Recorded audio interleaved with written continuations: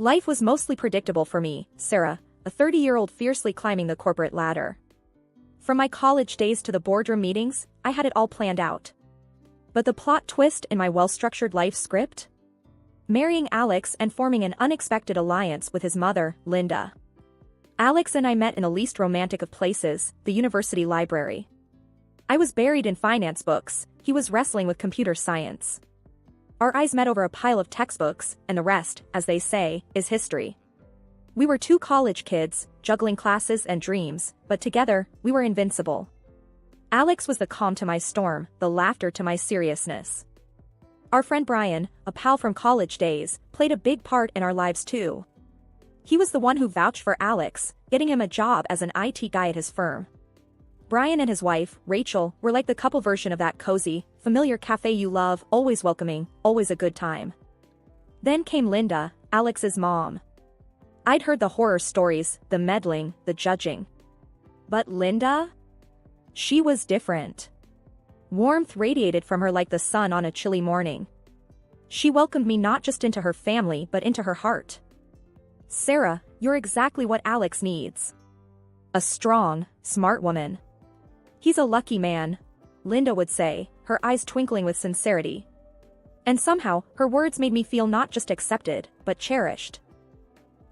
Our relationship was a dance of mutual respect and affection. Even on my busiest days, I'd make time to call her, just to check in. Hey, Linda, it's Sarah. How are you holding up? Oh, dear, just the usual.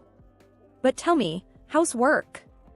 Don't let them overwork you, Linda would reply, her voice always laced with concern. We'd chat about everything and nothing, from her legendary apple pie recipe to the latest office politics.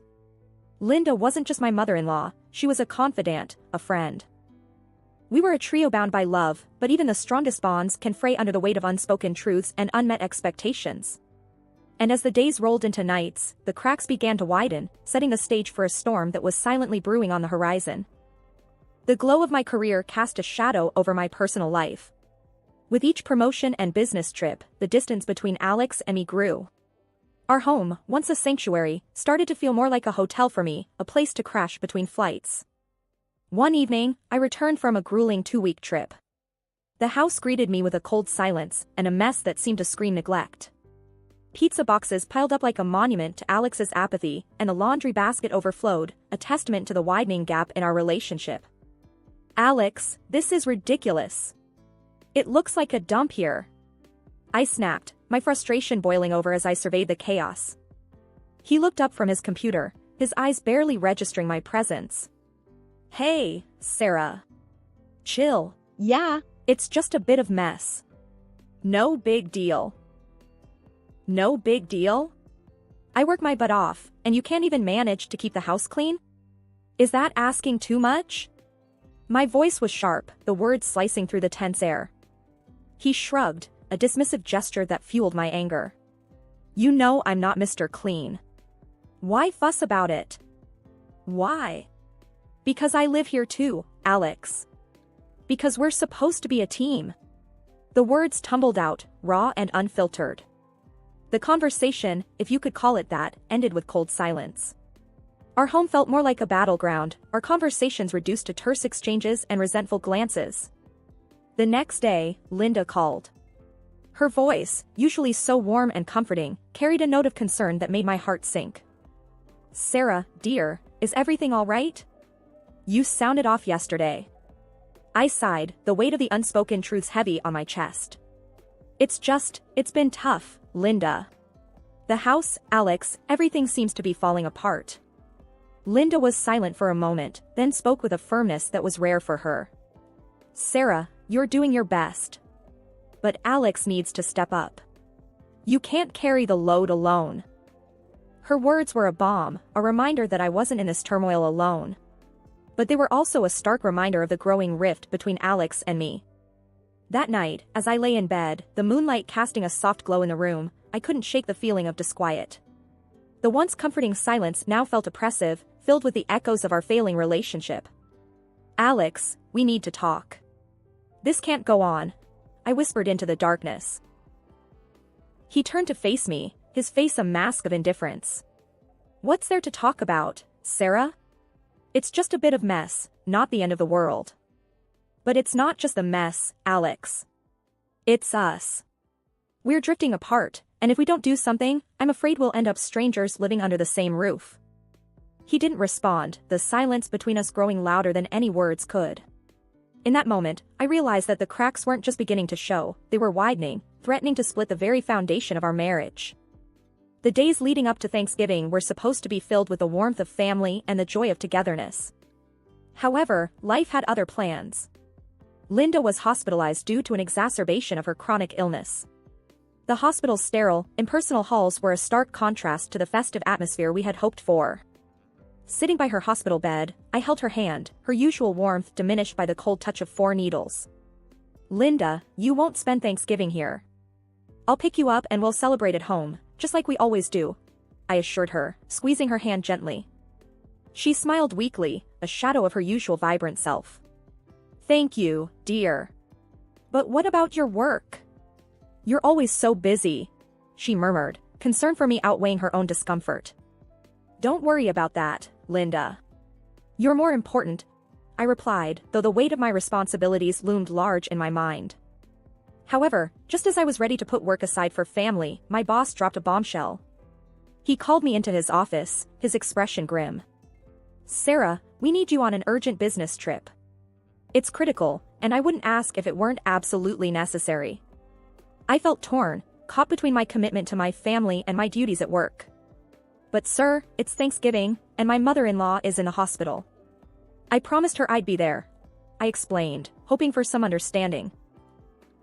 He sighed, his gaze fixed on some unseen dill. Sarah. I understand your predicament, Sarah, but this is a matter of great importance. We're counting on you. The weight of my professional life was a burden I was accustomed to carrying, but it had never before felt so heavy. With a heavy heart, I turned to the one person I thought I could rely on. Alex, I have to go on this trip. It's urgent. Can you please make sure your mom is taken care of? Pick her up from the hospital on Thanksgiving Day. She shouldn't be alone on the holiday, I pleaded, the worry evident in my voice. Alex, who had been more distant lately, seemed to understand the gravity of the situation. He nodded, a glimmer of the man I once knew shining through. Of course, Sarah. I'll take care of Mom. You don't have to worry about a thing, he assured me, his voice steady and reassuring. Reluctantly, I packed my bags, my mind a chaotic mix of client meetings and concern for Linda. As I left, I glanced back at our home, a place that once represented comfort and love, now a symbol of the sacrifices and choices that define our lives. On the trip, amidst the endless meetings and business strategies, my thoughts constantly drifted back to Linda and Alex. I found myself checking my phone incessantly, hoping for an update, a sign that everything was as it should be.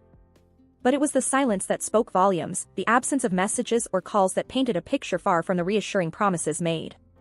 As the critical hours ticked away, the unease in my heart grew, a foreboding sense that this Thanksgiving was going to be unlike any other we had ever experienced. The silence of my phone was deafening, each missed call to Alex a growing echo of my anxiety. The business trip, usually a whirlwind of meetings and networking, felt like a slow crawl, each moment stretching out with worry for Linda and frustration towards Alex. I tried calling again, the phone ringing hopelessly into the void. Come on, Alex, pick up. I muttered under my breath, the bustling airport around me fading into a blur. The call went to voicemail, again. My mind raced with worst-case scenarios, each more troubling than the last.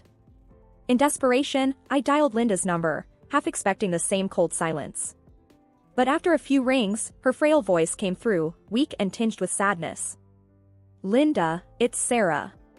I've been trying to reach Alex. How are you? Is everything set for Thanksgiving? My words tumbled out, a mix of hope and dread. Oh, Sarah. Linda's voice broke, a soft sob cutting through. I'm still at the hospital.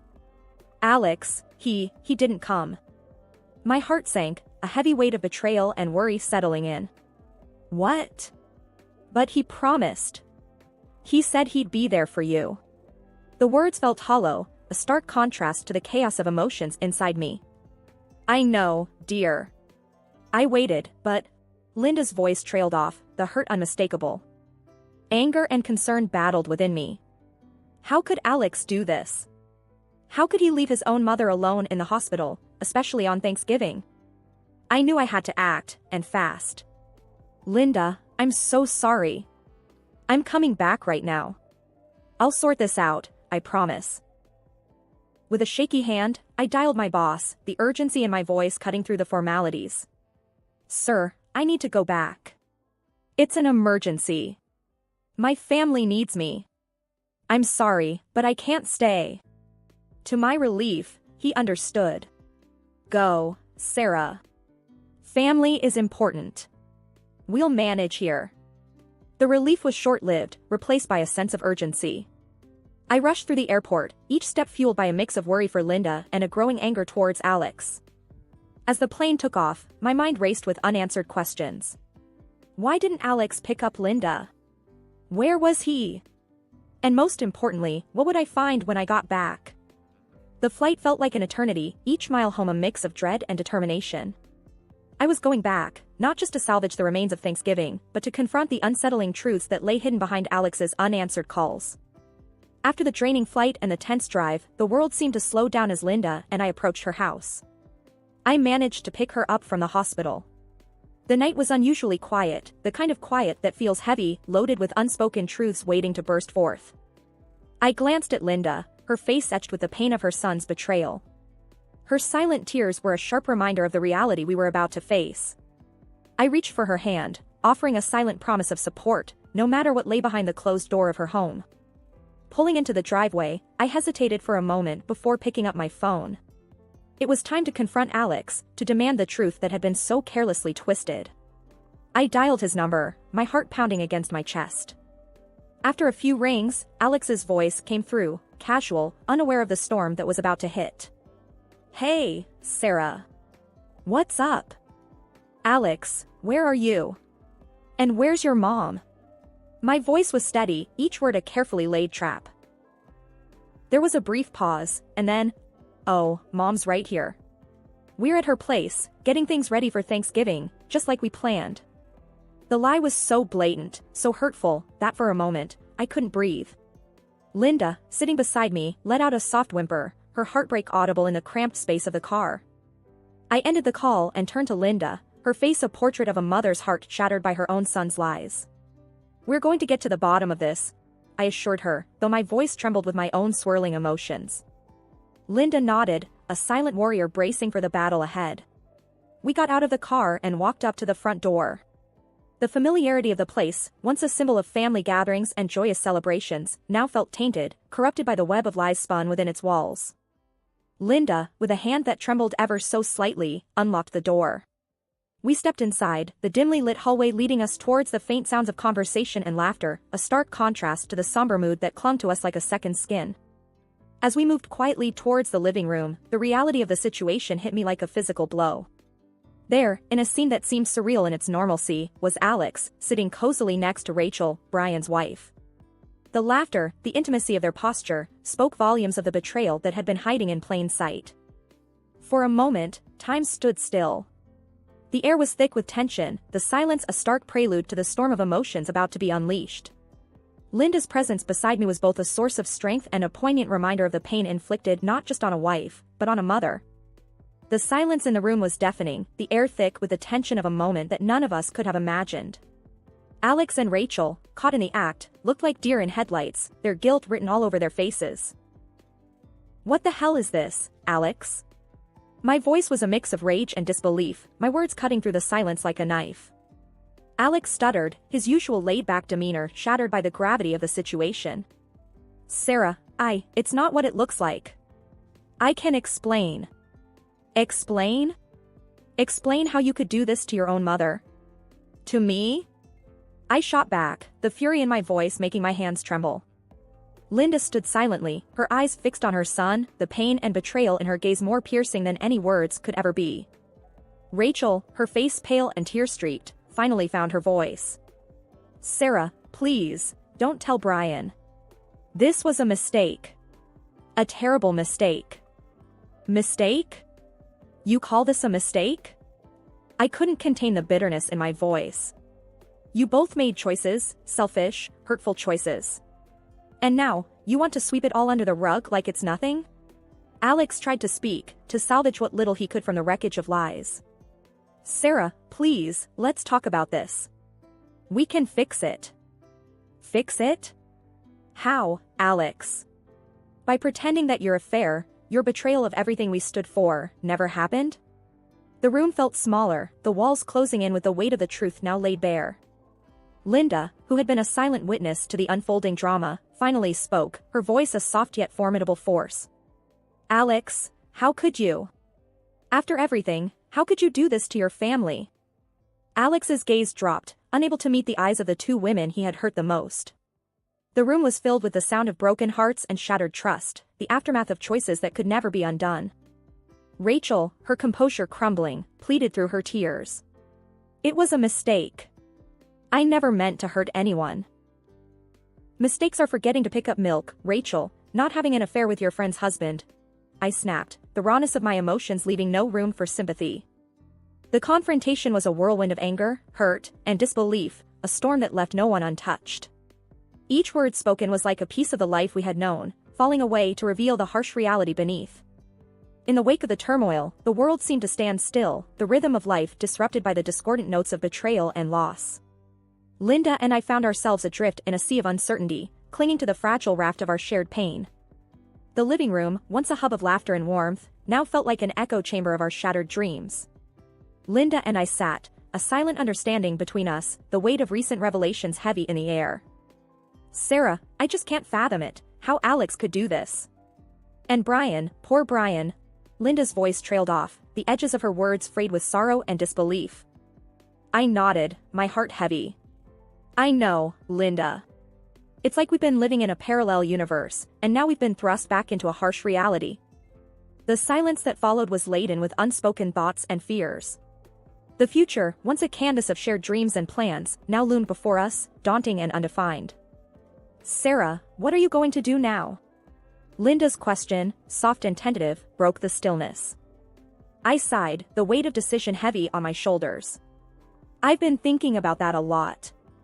Divorce seems like the only path forward. I can't. I won't stay tethered to a lie. Linda reached out, her hand a warm presence in the chill of our disillusionment. I support you, whatever you decide. You're strong, Sarah. Stronger than you know. Her words were a balm to my weary soul, a reminder that even in the darkest times, we are never truly alone. The days that followed were a blur of activity, a flurry of paperwork and decisions that seemed to strip the color from the world. The word divorce echoed in the empty spaces of our home, a stark reminder of all that had been lost. Alex's attempts at reconciliation fell on deaf ears. His presence, once a source of comfort and joy, was now a specter of betrayal, a ghost haunting the corridors of my heart. Sarah, please. Can we not try to work through this? I'm sorry, more sorry than you can imagine, Alex pleaded, his words a desperate attempt to bridge the chasm his actions had created. Sorry doesn't undo what you did, Alex. It doesn't erase the pain, the lies. I need to find my way forward, and I can't do that with you, I replied, my voice a steady anchor in the storm of my emotions. The revelation of Alex and Rachel's affair sent shockwaves through our lives, but the fallout didn't end there. Brian, who had been a friend and ally, was blindsided by the betrayal. His decision was swift and final. Alex lost not only his wife but his job as well, the consequences of his actions leaving him isolated and exposed. Rachel, too, faced the harsh aftermath as Brian filed for divorce, the trust in their marriage irreparably broken. The garden was serene, a tranquil oasis where Linda and I sat, surrounded by the vivid tapestry of autumn. The air was crisp, carrying the scent of change, a reminder that even in life's coldest moments, warmth and beauty could still be found. Linda broke the silence, her voice thoughtful. You know, Sarah, life never stops surprising us. Just when we think we have it all figured out, it turns everything upside down. I smiled, feeling the truth in her words. It sure does. But somehow, it's in these upside-down moments that we really find our strength, don't you think? She nodded, her eyes reflecting the wisdom of experiences lived and lessons learned. Absolutely. Strength and maybe a bit of stubbornness too. Our laughter mingled with the gentle rustle of leaves, a symphony of resilience and renewed spirit. The conversation drifted, touching on memories, dreams, and the open road ahead. I've been giving it a lot of thought. I began, the idea that had been simmering in my mind now ready to be shared. I think it's time for a new chapter, Linda. A new place, new faces, a new start. Linda's eyes widened slightly, a mix of surprise and understanding. A new place? That's a big step. But if anyone can make it work, it's you, Sarah. What's on your mind? Somewhere far from here. A place where the past doesn't linger around every corner. I want to rediscover myself, outside the shadows of what's happened, I said, the words painting a picture of hope and liberation. Linda reached for my hand, her touch a warm anchor in the sea of uncertainty. You'll always have a place here, Sarah. No distance can change that. And remember, I'm just a phone call away, day or night. I squeezed her hand, grateful beyond words. I know, Linda. And that means the world to me. But I feel like this is something I need to do. To prove to myself that I can start over, that I can build something new from the ground up. We all need that sometimes, a fresh start, Linda mused, her gaze following the flight of a lone bird across the sky. And while you're out there, building your new life, never forget how strong you are, Sarah. You've weathered a storm many couldn't, and you've come out stronger on the other side. The sun began its descent, painting the sky in shades of orange and pink. The garden, a riot of colors and life, stood as a testament to new beginnings and the resilience of nature. As the day faded into evening, the garden became a silhouette against the twilight sky. Linda and I sat in comfortable silence, two souls connected by shared experiences and an unbreakable bond. With Linda's support in my heart and the lessons of the past in my mind, I stepped into the new chapter, ready to embrace whatever lay ahead. The journey wasn't about forgetting or leaving behind, it was about moving forward, carrying the wisdom of experience as a beacon in the journey towards a new horizon.